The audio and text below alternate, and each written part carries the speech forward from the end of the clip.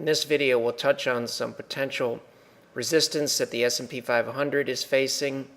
Wouldn't be shocking to see a multi-week pullback. We believe that if we get that it will be part of a bottoming process.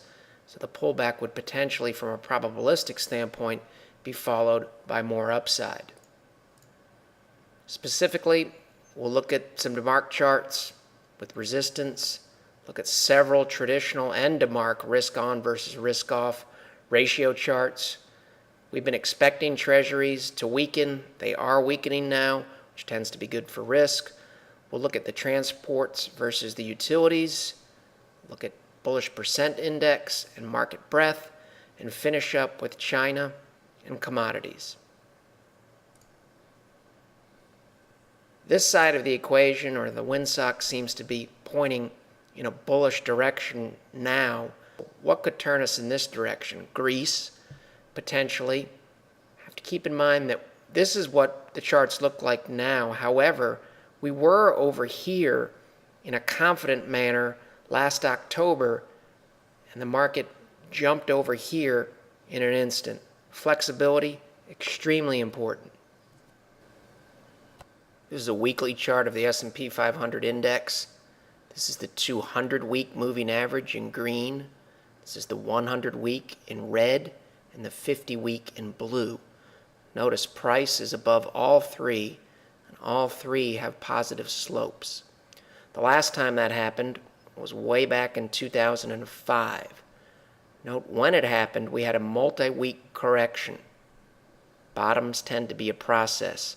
In the charts that we'll show you today and other charts, we do see similarities to this period, and this period in some of the charts, which means the charts lean bullish, but a multi-week correction fits into the picture potentially here, even though the trend is up. After this happened here, stocks did well for 2 years. We're not saying that we think stocks will do well for 2 years, but there's no question that this slope here, and this slope here in price is bullish.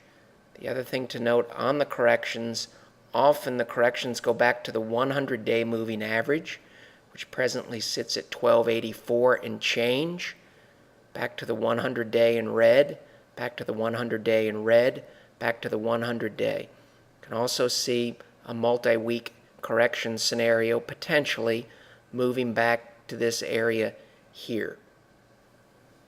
If you'd like to watch this video in full screen mode, you can click in the lower right-hand corner of your video player. This is a daily DeMark chart for the S&P 500 index. DeMark charts and indicators are proprietary tools from Market Studies, LLC. Just want to make one main point here. This is a potential area of significant resistance on a daily chart of the S&P 500. This is a TDST high in DeMark speak. It sits at 1403. There are similar TDST areas of potential resistance on the weekly chart of the S&P 500 and the monthly chart of the S&P 500. Between 1403 and 1415 and change. Most of the charts that we'll show in this video have a bullish bias. We have to keep in mind, however, that these areas of potential resistance have not been cleared. If the market can clear these, it's indicative of a trend that will continue in this direction. If we bounce off, we could get some type of corrective activity, potentially lasting as long as a few weeks, even within the context of an uptrend. Here was our 9 and our 13. Good signal. Have an uptrend in place. Now we're looking at a standard weekly chart of the S&P 500. Make a note, this is after the close on Thursday, August 9th. So how this chart looks after the close on Friday, August 10th is really more relevant. We have here, this is the Williams percent R on a weekly chart. It measures market momentum. Last fall in October, we were in oversold territory, roughly for Williams percent R, down in this area below -80. We moved up to this red line here. This year, same thing, down below -80 on Williams percent R, very negative momentum. We've moved back up to the red line. If we come back to this point here, early in 2012, did the market have sufficient momentum to keep carrying forward? In this case, the answer was yes. The S&P 500 carried forward for an additional 12 weeks. So this chart tells us that there is a realistic possibility for the market to exceed those DeMark areas of potential resistance we showed in the previous chart. To improve the clarity of the charts, use this icon in the lower right-hand corner of your video player. This is a weekly chart of XLP relative to the S&P 500 ETF SPY. You can think of this as conservative stocks, things like toothpaste and toilet paper that you need relative to the market. So conservative to more aggressive, you could say risk off to risk on. We've got here first RSI on a weekly chart. There's a bearish divergence for consumer staples relative to the market. You can see RSI slanting downward here. The market came up. Compare this slope and this slope. There is a divergence there. We also have RSI breaking this upward sloping trend line, which is bearish for XLP relative to the S&P 500. This is momentum here with Williams percent R. This period here, momentum was weak on this push higher. Similar situation that we have now. This is where Williams percent R is now.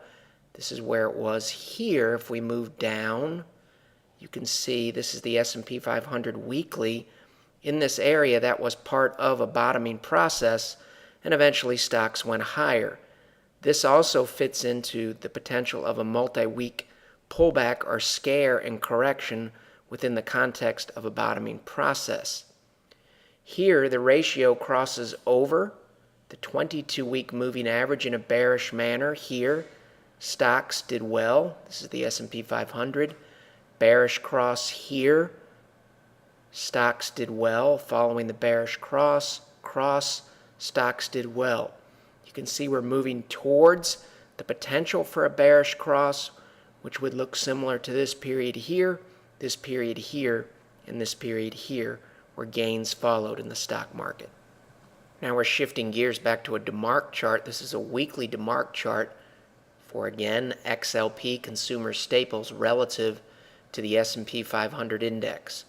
Weekly chart as of the close on Thursday. So what really matters is what this chart looks like as of the close on Friday.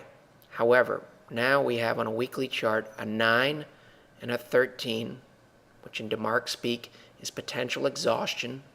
This is your risk level if you were to short or work off of this signal.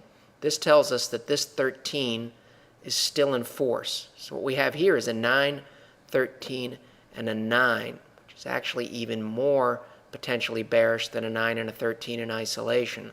Why this is a 9, 13, 9 is there's no 9 up in between the 9 and the 13 and the next 9. Point of the exercise. This is potentially bearish for consumer staples relative to the S&P 500, similar to the traditional chart that we just showed you. We also have a potential reversal at a DeMark propulsion target, which are these triangles here. And this is a DeMark TD line that is drawn systematically with no bias. And we appear to be making a bearish break of that trend line as of Thursday's close. All of this would tend to be bullish for the general stock market relative to consumer staples. All of this would tend to be bullish for risk assets. This is a traditional weekly chart of the TLT long-term Treasury bond ETF. We showed weeks, if not months ago, this bearish divergence here, indicator making a lower high, price in TLT making a higher high. We appear now on a weekly chart to be getting a bearish break out of this upward sloping trend line here. Obviously, if it's bearish for risk-off treasuries, that tends to be bullish for risk-on stocks and commodities and potentially precious metals. This is a chart we showed several weeks ago, if not months ago. This is a long-term weekly chart of TLT going all the way back to mid to late 2003 here, you can see this is a long-term trend line and a long-term upward sloping bullish trend channel. You can see here in late 2008, which was part of a bottoming process in risk assets, TLT hit the upper portion of the trend channel here and dropped significantly. Now we have TLT hitting the upper portion here, which is similar to this period here, and we have a bearish divergence on the weekly MACD histogram. If I go up here, price is obviously making higher highs. The indicator has a divergence with a lower high here.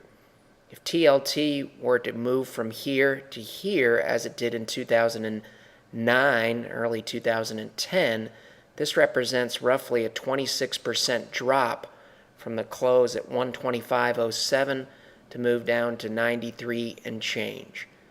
What's bearish for risk-off treasuries tends to be bullish for risk-on assets like stocks.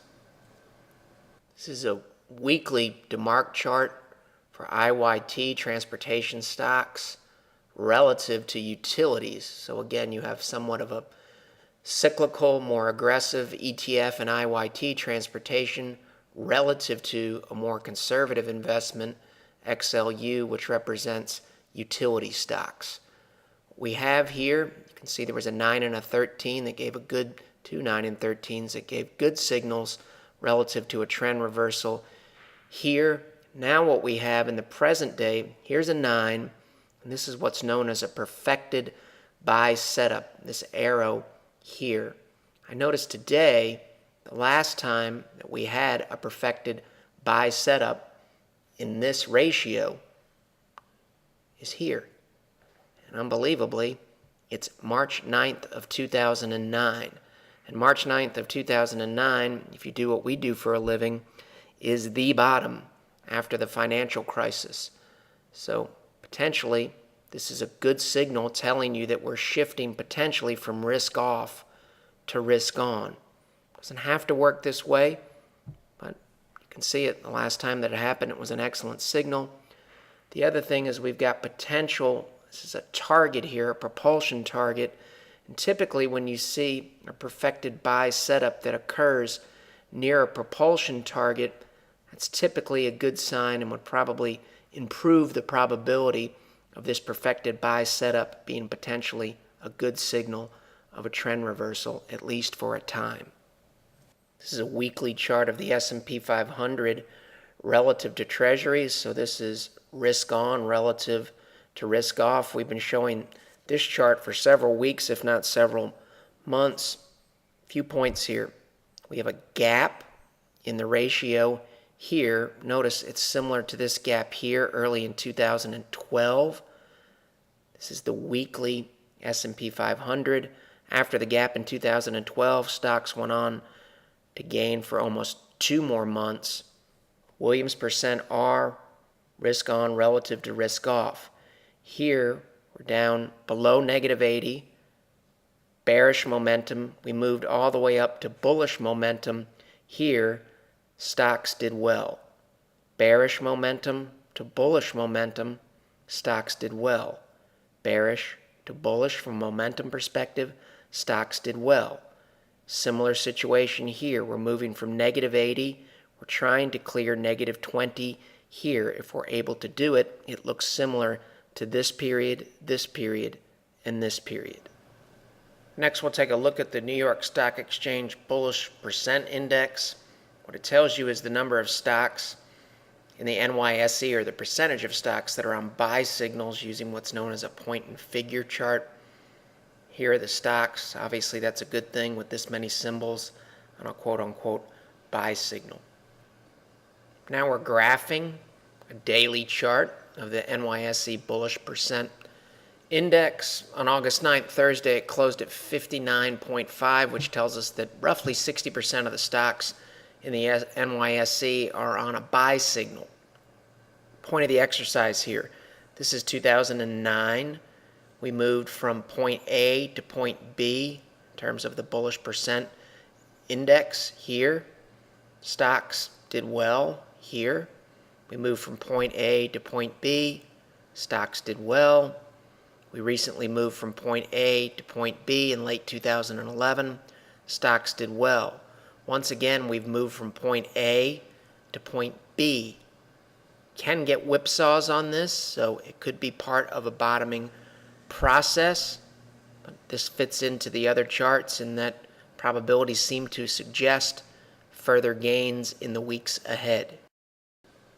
This is a daily chart that graphs the percent of stocks on the New York Stock Exchange that are above their 200-day moving average. If you know technical analysis, you know that the 200-day moving average tends to be a good bull-bear demarcation line. Markets tend to be bullish when price is above the 200-day, bearish when it's below it. Obviously, the more stocks on the New York Stock Exchange that are above their 200-day, the better. Similar concepts to the last chart we looked at. This is the S&P 500. Moved from this level on the chart to this level. Gains followed in stocks. This level to this level. Gains followed. This level to this level. Gains. You can see here, it can be part of a bottoming process with a multi-week correction, part of a bottoming process, but overall, when you hit these areas up here, stocks tended to do well. We're back in that area now. We moved from the lower band to the upper band, which is similar to this period, and this period, where stocks did well. This is similar to the S&P 500 weekly chart we looked at earlier in the video.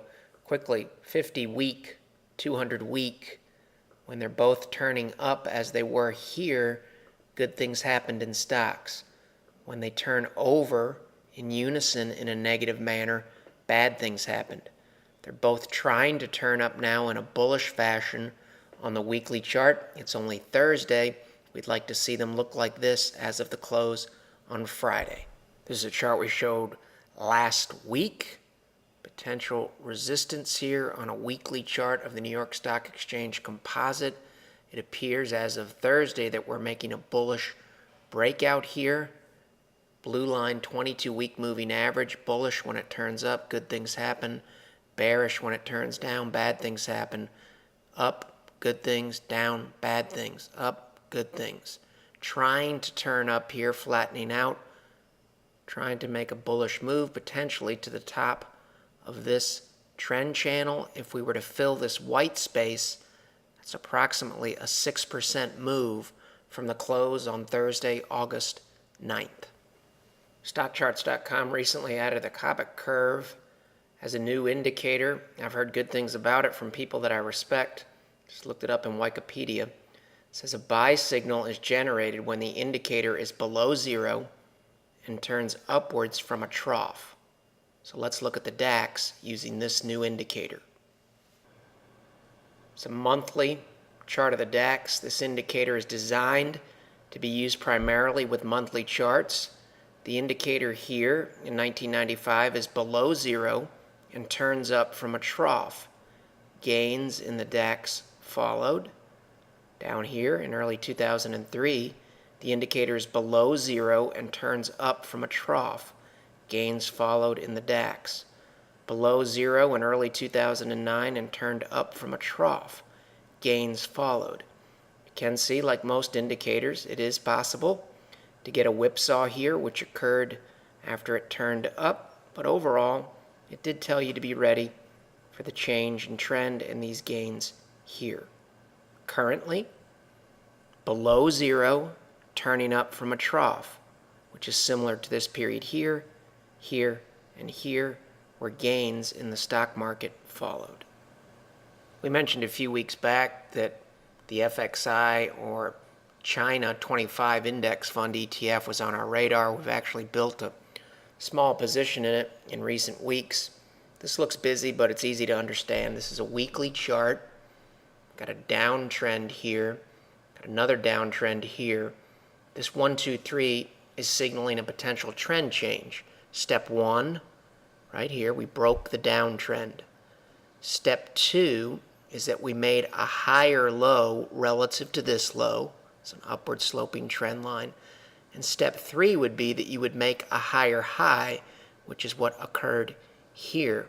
We also now, as of Thursday, appear to have a clear break above this downward sloping trend line from the March 2012 highs. ADX, this black line rolling over is a good sign if you were short. When this starts to roll over, you'd probably want to cover your short. This moving up is bullish. MACD on a weekly chart has a bullish MACD cross. Histogram looks good. From a momentum perspective, Williams percent R is higher than it's been in quite some time. Just a few quick points here to close out the video. This is a chart that we've shown several times over the past several weeks. This is the CRB index relative to the stock market.